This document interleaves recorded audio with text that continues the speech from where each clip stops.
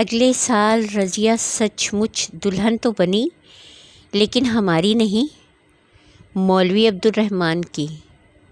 حادثہ یہ ہوا کہ ٹیوشن کے بعد مولوی عبدالرحمن اور ہم CSP کے مقابلے کے امتحان میں شریک ہوئے، اور مولوی صاحب ہمیں یہاں بھی 200 نمبر پیچھے چھوڑ گئے۔ یہ کون سی کہانی ہے؟ آئیے چلیں سنتے ہیں۔ کہانی لکھنے والے ہیں کرنل محمد خان صاحب۔ ایک دن یکایک ہماری کلاس یعنی MA فائنل کے لڑکوں میں یہ خبر مشہور ہو گئی کہ ہمارے ایک منحنی سے ہم جماعت مولوی عبدالرحمن کو FA کی طالبہ کی ٹیوشن مل گئی ہے۔ چرچا ٹیوشن کی وجہ سے نہ تھا بلکہ لڑکی کی وجہ سے، کیونکہ افواہ کی روح سے لڑکی حسین ہی نہ تھی، فتین بھی تھی۔ 5 سال اپنے بیرسٹر باپ کے ساتھ ولایت رہ کر آئی تھی۔ فیشن کی کوئی ایسی ادا نہ تھی جو اسے یاد نہ ہو۔ انگریزی فر بولتی تھی، صرف اردو میں کمزور تھی۔ یہ کمزوری بھی اس نے حسن اور انگریزی کے زور سے کسی قدر پوری کر لی تھی، اور باقی کمی پورا کرنے کے لیے ٹیوشن کا اہتمام کیا گیا تھا۔ لڑکی کے کوائف سن کر مولوی عبدالرحمن کے ہم جماعت رشک اور حسد سے حسب توفیق لال، پیلے اور نیلے ہونے لگے۔ کئی ایک نے مولوی صاحب کی داڑھی کے متعلق ناروا سی باتیں بھی کیں، لیکن اس تمام غیبت سے مولوی عبدالرحمن کی داڑھی کا ایک بال تک بیکا نہ ہوا، کیونکہ ہر روز کی دست برد سے آپ کے جو بال بیکا ہونے تھے ہو چکے تھے، اور جو باقی رہ گئے تھے بظاہر پکے تھے۔ اندر خانے ہم بھی ذرا حاسد ہی تھے۔ ہمیں قسمت سے اصل شکایت تو یہ تھی کہ اس ٹیوشن کے لیے ہم کیوں نہ چنے گئے، یعنی ہم کہ سرخ و سفید، بانکے، بے فکرے، 6 فٹ قد کے جوان رانا تھے۔ لیکن مصیبت یہ ہے کہ قسمت قد ناپ کر نعمتیں تقسیم نہیں کرتی۔ ہاں، کبھی کبھی BA کے نمبر دیکھ لیتی ہے، اور اس میں مولوی صاحب ہمیں کوئی 200 نمبر پیچھے چھوڑ گئے تھے۔ بہرحال نمبر کم سہی، ہمارے دل کے ارمان کم نہ تھے۔ لیکن دل کے ارمانوں کا قدردان قیس کو نہ ملا، فرہاد کو نہ ملا، رانجھے کو نہ ملا، ہمیں کیا ملتا؟ چنانچہ ہم رشک اور حسد بھی ہضم کر گئے، اور ایک دن سامنے سے آتے ہوئے مولوی عبدالرحمن سے ملے تو انہیں مبارکباد پیش کر دی۔ مولوی صاحب نے حسد کے طوفان میں مبارکباد کی آواز سنی تو ہمیں سینے سے لگا لیا، بولے، ساری کلاس میں ایک تم شریف لڑکے ہو۔ میں نے کہا، اور آپ شریف ہی نہیں قابل بھی ہیں، یہ ٹیوشن آپ ہی کو ملنا چاہیے تھی۔ میں لڑکی کے متعلق کچھ جاننے کو بیتاب تھا۔ سہمے پوچھا، مولوی صاحب لڑکی کیسی ہے؟ بڑے دولت مند باپ کی بیٹی ہے، ان کا ایک بنگلہ ہے، 2 کاریں ہیں، 3 نوکر ہیں۔ مجھے باپ کے اعداد و شمار میں دلچسپی نہ تھی، لہٰذا بات کاٹتے ہوئے بولا، مولانا باپ نہیں، لڑکی کیسی ہے؟ اور لفظ لڑکی پر زور دے کر اسے خوب انڈرلائن کیا۔ مولانا کسی قدر حیرانی سے بولے، تمہارا مطلب کیا ہے؟ مطلب یہ کہ کیا لڑکی خوبصورت ہے؟ یوں دن دہاڑے لڑکی کی خوبصورتی کے متعلق سوال سن کر مولانا کے کان سرخ ہونے لگے۔ بولے، بھائی مجھے تو معلوم نہیں، میں نے اسے کبھی آنکھ بھر کر دیکھا نہیں۔ یہ کہہ کر مولوی صاحب مسکرا دیے۔ اس پر ہم نے مزید خراج تحسین ادا کرتے ہوئے کہا، مولوی صاحب آپ بے شک نیک آدمی ہیں، آپ بھی تو ہیں۔ اب مولوی صاحب کی اور ہماری دوستی پکی ہو چکی تھی۔ ہر صبح مولوی صاحب سے گزشتہ شام کے سبق کی نہایت مترشح رودات سنتے۔ لڑکی بیچاری کی قسمت پر آنسو بہاتے، لیکن جی کڑا کے مولوی صاحب کو داد دیتے اور وہ ہمیں دعا دیتے رخصت ہو جاتے۔ ایک روز مولوی صاحب ذرا خلاف معمول پریشان حال نظر آئے۔ وجہ پوچھی تو بولے، گاؤں سے اطلاع آئی ہے کہ ماں بیمار ہے، ماں کی عیادت بھی لازم ہے، اور ٹیوشن میں ناغہ ہوا تو بیرسٹر صاحب کے ناراض ہونے کا بھی خوف ہے۔ میں نے کہا، ناراض کیوں ہوں گے؟ آخر مجبوری ہے، آپ بیرسٹر صاحب سے بات تو کر لیں۔ کر لی ہے، کہتے ہیں کہ اگر جانا لازم ہے تو اپنی جگہ کوئی موزوں آدمی دے کر جاؤ۔ اب میں موزوں آدمی کہاں سے لاؤں؟ معاً ہمیں خیال آیا، ہم آدمی تو یقیناً ہیں، باقی رہی موزونیت تو چند اور خوبیوں کے علاوہ ہم اردو بھی لکھ پڑھ بلکہ پڑھا سکتے ہیں۔ چنانچہ امید کے دامن کا ایک تار تھام کر ہم نے کہا، اگرچہ موزوں آدمی ملنا مشکل ہے، البتہ ناممکن نہیں۔ مولانا بولے، بس ایک ہی صورت ہے، اگر آپ زحمت نہ سمجھیں تو 2 روز میری جگہ پڑھا آئیں۔ یہ تو وہی بات ہوئی کہ دعا منہ سے نکلی اور اجابت نے دروازہ آ کھٹکھٹایا۔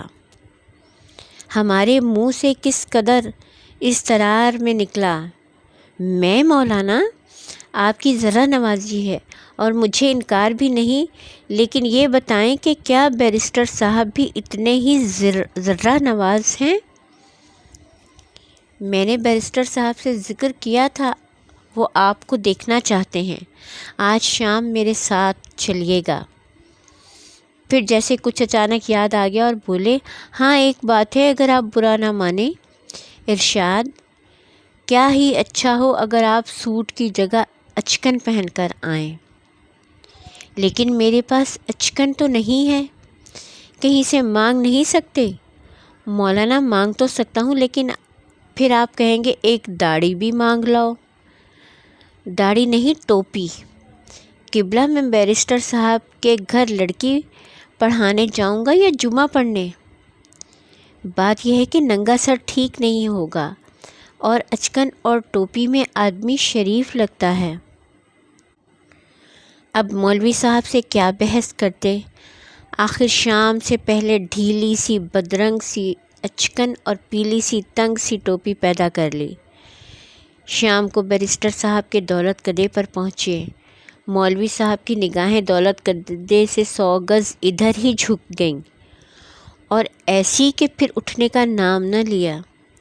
بیرسٹر صاحب کے روبرو ہوئے تو مولوی صاحب نے ہمارا تعارف کرایا۔ جواب میں بیرسٹر صاحب نے ہمیں تو بہت الٹ پلٹ کر نہ دیکھا، لیکن خود بہت الٹے پلٹے۔ یوں معلوم ہوتا تھا جیسے ہر زاویے سے ہماری نیت ناپ رہے ہوں۔ آخر غالباً ہماری اچکن اور ٹوپی سے متاثر ہو کر فرمایا، لڑکا شریف ہی لگتا ہے۔ پھر مولوی صاحب کو رخصت دے دی اور ہمیں رضیہ تک پہنچا آئے۔ رضیہ ہماری توقع سے بھی زیادہ حسین نکلی، اور حسین ہی نہیں، کیا فتنہ گر کدو گیسو تھی۔ تو آپ ہیں ہمارے نئے نویلے ٹیوٹر؟ ہمارے منہ سے نکلا، جی ہاں، نیا تو ہوں، ٹیوٹر نہیں ہوں، مولوی صاحب کی جگہ آیا ہوں۔ تو عارضی ٹیوٹر صاحب، ہمیں ذرا اس مصیبت سے نجات دلا دیں۔ اشارہ دیوان غالب کی طرف تھا۔ میں نے کسی قدر متعجب ہو کر پوچھا، آپ دیوان غالب کو مصیبت کہتی ہیں؟ جی ہاں، اور خود غالب کو بھی۔ میں پوچھ سکتا ہوں کہ غالب پر یہ عتاب کیوں ہے؟ آپ ذرا آسان اردو بولیے، عتاب کسے کہتے ہیں؟ عتاب غصے کو کہتے ہیں۔ غصہ؟ ہاں، غصہ، اس لیے کہ غالب صاحب کا لکھا تو شاید وہ خود بھی نہیں سمجھ سکتے، پھر خدا جانے پورا دیوان کیوں لکھ مارا؟ اس لیے کہ لوگ پڑھ کر لذت اور سرور حاصل کریں؟ نہیں جناب، اس لیے کہ ہر سال سینکڑوں لڑکیاں اردو میں فیل ہوں۔ محترمہ، میری دلچسپی فقط ایک لڑکی میں ہے، فرمائیں آپ کا سبق کس غزل پر ہے؟ جواب میں رضیہ نے غزل کے پہلے مصرعے پر انگلی رکھ دی، لیکن منہ سے کچھ نہ بولی۔ میں نے دیکھا تو غالب کی مشہور غزل تھی، یہ نہ تھی ہماری قسمت کہ وصال یار ہوتا۔ میں نے کہا یہ تو بڑی لاجواب غزل ہے، ذرا پڑھیے تو۔ رضیہ نے پڑھنا شروع کیا اور سچ مچ جیسے پہلی جماعت کا بچہ پڑھتا ہے۔ یہ نہ تھی ہماری قسمت کہ وصلے، میں نے ٹوک کر، یہ وصل نہیں وصال ہے، وصل تو سٹی کو کہتے ہیں۔ رضیہ بولی اچھا وصال صحیح، وصال کے معنی کیا ہوتے ہیں؟ وصال کے معنی ہوتے ہیں ملاقات، محبوب سے ملاقات۔ آپ پھر مصرعہ پڑھیں۔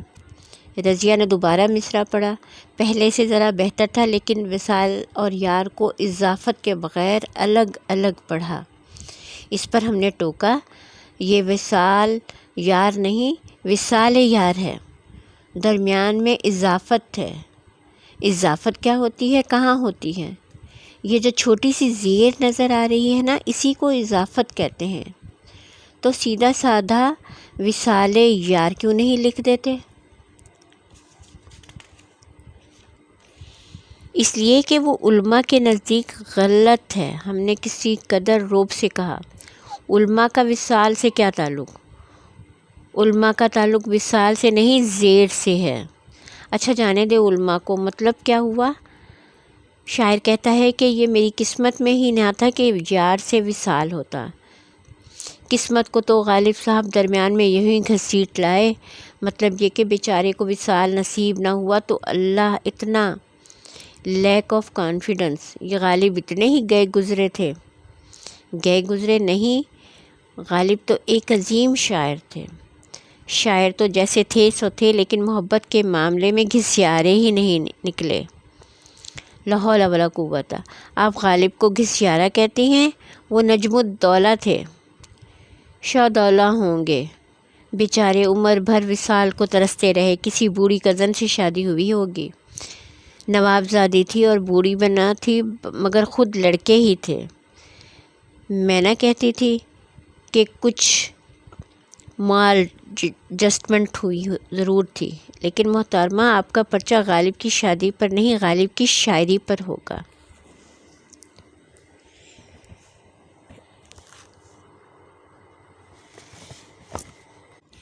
شاعر کو شاعری سے جدا نہیں کیا جا سکتا۔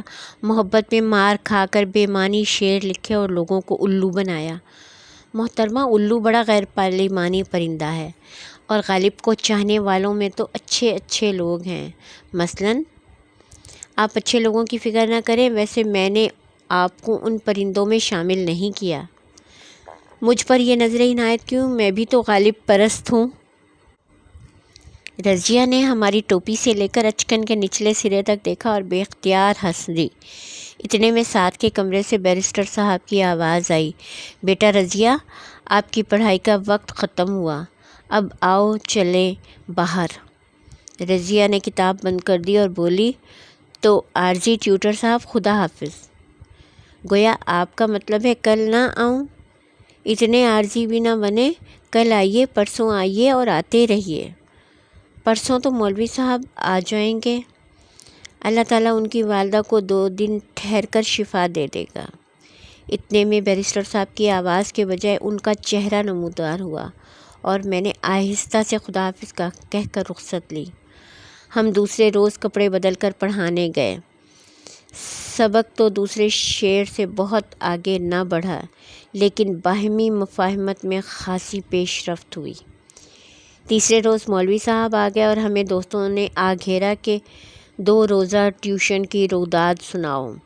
ہم نے روداد سنائی تو دوسرے ہماری خوب یہ قسمت سے جھوم اٹھے۔ ہم کہانی سنا چکے تو ہماری کلاس کے ذہین مسخرے لطیف نے باقی لڑکوں کو مخاطب کرتے ہوئے کہا، دوستو خاموش اور ذرا توجہ سے سنیے۔ ساری کلاس خاموش ہو گئی۔ لطیف نے بولنا جاری رکھا، میرا ستاروں کا علم کہتا ہے کہ اگلے سال ہمارے اس خوش نصیب ہم جماعت کی شادی ہو جائے گی۔ ذرا بتاؤ تو صحیح اس کی دلہن کا نام کیا ہوگا؟ ساری جماعت نے یک زبان ہو کر کہا، رضیہ۔ اس پر بے پناہ تالیاں بجی۔ لڑکوں نے مجھے کندھوں پر اٹھا لیا اور ادھم مچایا۔ قارئین، کیا آپ کو بھی میرے ہم جماعتوں سے اتفاق ہے؟ سنیے، اگلے سال رضیہ سچ مچ دلہن تو بنی، لیکن ہماری نہیں، مولوی عبدالرحمن کی۔ حادثہ یہ ہوا کہ ٹیوشن کے بعد مولوی عبدالرحمن اور ہم سی ایس پی کے مقابلے کے امتحان میں شریک ہوئے۔ مولوی صاحب ہمیں یہاں بھی 200 نمبر پیچھے چھوڑ گئے۔ اس کامیابی کے بعد ان کے لیے رضیہ سے شادی میں ایک ہی رکاوٹ تھی، اور مولا نے یہ رکاوٹ برضا و رغبت پہلے نائی کے ہاتھوں دور کرا دی۔ برضا و رغبت اس لیے کہ بقول مولوی صاحب ایک دن انہوں نے کانی آنکھ سے رضیہ کو دیکھ لیا تھا اور پھر دل میں عہد کر لیا تھا کہ داڑھی کیا چیز ہے، یہ لوح و قلم تیرے ہیں۔ ادھر بیرسٹر صاحب تو مولوی عبدالرحمن کے نام کے ساتھ ہی سی ایس پی دیکھ کر داڑھی کی قربانی پر بھی مصر نہ تھے رہے۔ ہم تو جو ہی مولوی صاحب اپنی دلہن کو لے کر ہنی مون پر روانہ ہوئے، ہم دیوان غالب کھول کر ایک لاجواب غزل الاپنے لگے۔ یہ نہ تھی ہماری قسمت کہ وصال یار ہوتا۔